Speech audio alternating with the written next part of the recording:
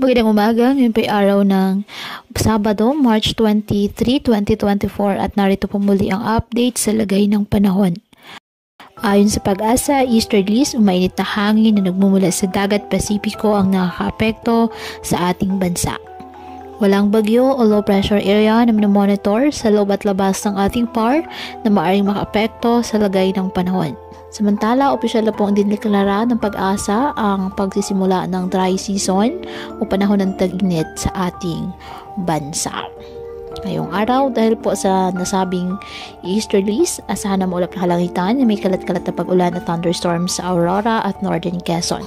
Ang nalalabing bahagi ng bansa, kasama na po ang Metro Manila, bahagyang maulap hanggang sa maulap na halangitan with isolated rain showers or thunderstorms dahil po sa easterlies at ng mga localized thunderstorms.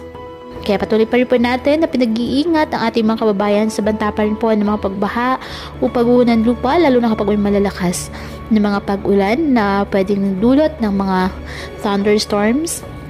At ugaliin po na magdala palagi ng payong o kahit anumang panangga sa ulan o di kayo nang po ay sa init ng araw kapag lalabas ng ating mga tahanan.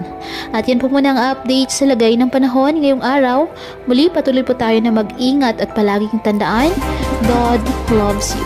Stay safe.